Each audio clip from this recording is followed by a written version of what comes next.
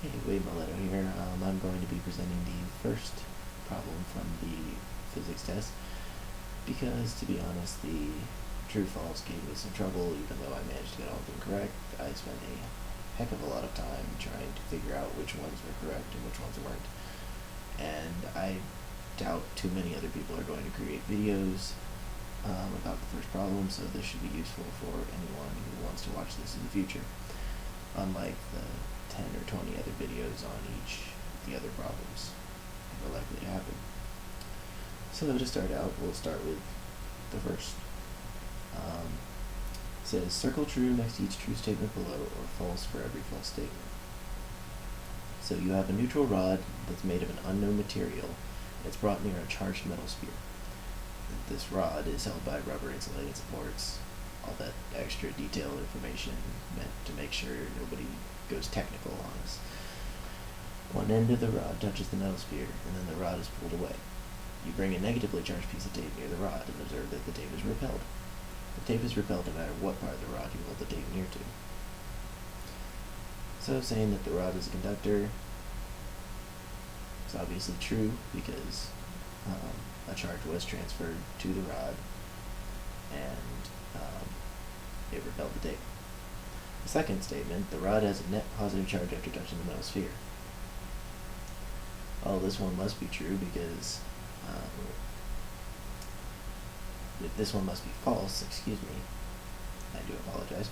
This one must be false because it repels a negatively charged piece of tape, which means it must be negatively charged. Then the third statement, the magnitude of the charge on the metal ball is lower after the rod touches it. So, this statement must be true because some of the charge left the metal ball to go over to the rod and split the charge equally. The fourth statement, electrons flowed from the metal sphere to the rod while they were in contact,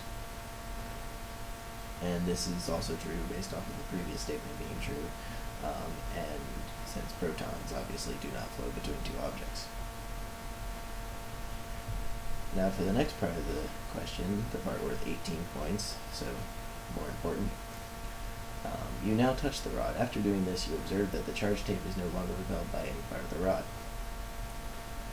So, the first statement, while touching the rod, chloride ions from the salt water on your skin moved onto the rod. This would make the rod more negatively charged, clearly false. While touching the rod, sodium ions from the salt water on your skin moved onto the rod. Well, this would make the rod neutral, and therefore it would not repel the tape. Most likely true, and it is.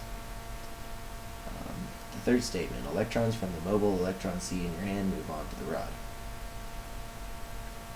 This one would also make the rod more negative and is not going to happen. And the next one, electrons from the mobile electron C on the rod move on into the mobile electron C in your hand. It's clearly false because your hand is not a conductor. The electrons are not going to move from the rod into your hand. And then the next statement, protons are pulled out of the nuclei. You can just stop at protons. Same with the last statement. Ignore it if it says protons are being pulled out of the nuclei, because those are very clearly wrong. The protons do not leave the nucleus of an atom. Well, thank you for watching. I hope the video is helpful. Good luck on your tests.